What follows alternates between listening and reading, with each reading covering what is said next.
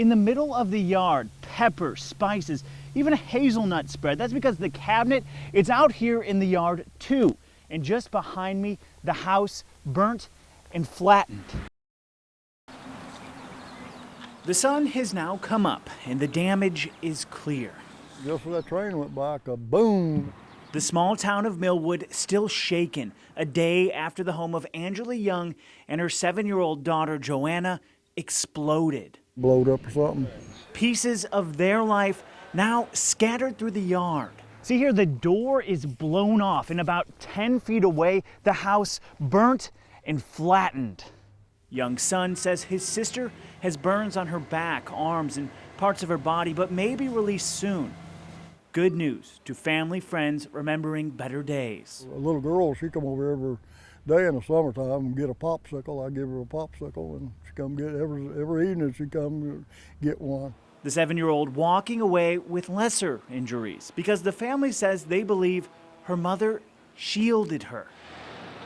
Traveling between Norton Children's and U of L Hospital, they say Young will now be sedated for weeks to avoid the pain of 2nd and 3rd degree burns all over her body. It's a very odd bunch of emotions. Growing up on a farm, you learn to be tough, so it's not much sadness, and more like a mix of anger and unknowing. Anger because Scanlon says the whole gas tank was filled by Midway propane just hours before the explosion.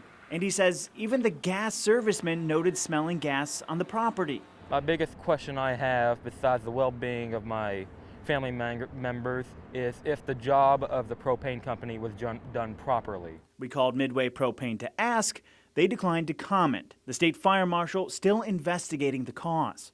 One neighbor says he's not worried about his tank, but says he doesn't know if there's a way to shut it off in case of emergency. Scanlon says he's relieved his family members are still alive and is trying to make the best of the tragic situation. It doesn't mean that you can't learn nothing from it, and that doesn't mean that life's going to be all that bad. He's hoping for a full recovery for his mom, but still unsure if it will happen. Scanlon says that his mother will be in the hospital for 3 to 4 more months. In Millwood, Mike Fussell, Wave 3 News. Look at this. Right after Fisher took the podium at the ribbon-cutting event, protesters took over. It was for an affordable housing complex in the Portland neighborhood. Demonstrators calling it gentrification and demanding to be included in city decision-making. They surrounded the mayor's car, covered it with signs, and he couldn't get out of there until LMPD showed up. Wave 3 News reporter Mike Fussell shows us how it all unfolded. And keep the goal in mind. This is what gives people hope. While speaking, protesters quietly walking up behind him, Fisher seemingly unaware as a banner is about to be unrolled. So to ignore that obviously would be blind to reality, but not to celebrate our successes and celebrate our people would also be an injustice as well. The words reading "Fire, fire, gentrifier" as more people begin to shuffle in.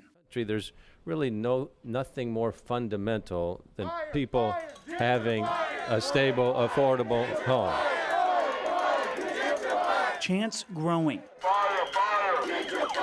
Fisher standing at the podium for several more seconds, then sitting down. Signs reading "Fire Fisher. Gentrification is urban colonialism and housing equals human rights." You can't hide. Everywhere you go, we're gonna be there. Fisher eventually standing to speak to the group after they demand to be included in city decision making.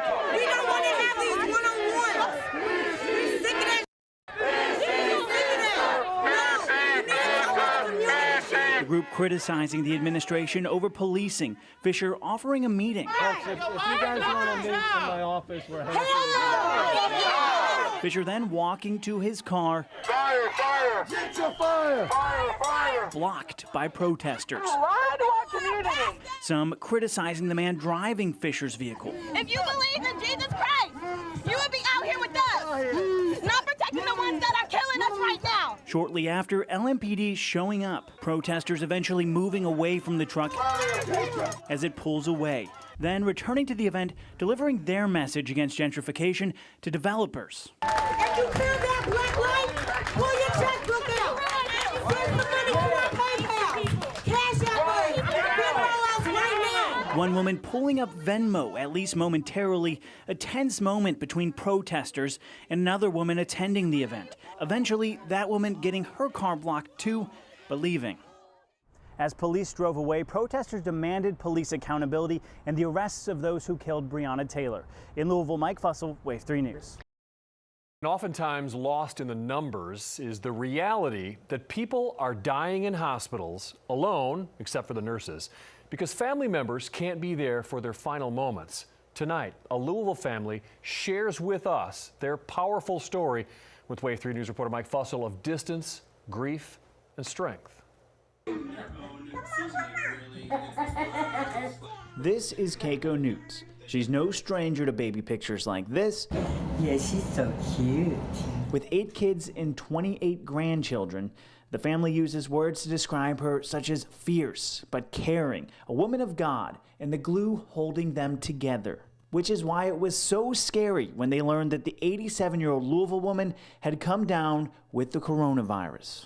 Our matriarch, the rock of our family. We went from worrying about washing our hands and our keeping our groceries clean and not having toilet paper to our mother having COVID-19. To daughter Debbie Taylor, it was unreal when she brought her mother to Norton Brownsboro. They really went all out treating our mom, even at her age, to try to save her.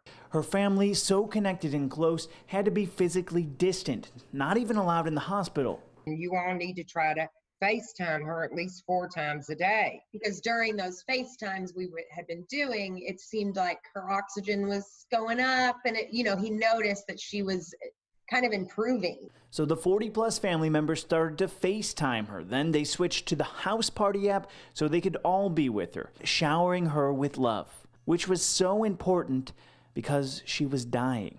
The family got to be by her side digitally as doctors helped them make the tough decision to take her off oxygen, the one thing keeping her alive. Being able to see that in a real-time view and to see how it wasn't helping, it wasn't going to improve anything, and that it was time, really helped the situation. The family was there until her last breath, and now they've started the Keiko Newts Amazing Grace Foundation in her honor. We need to come together and take this evil virus and turn it around and create some good out of it. It will provide laptops to families like theirs who want to be close in a time when social distancing is forcing many to die alone.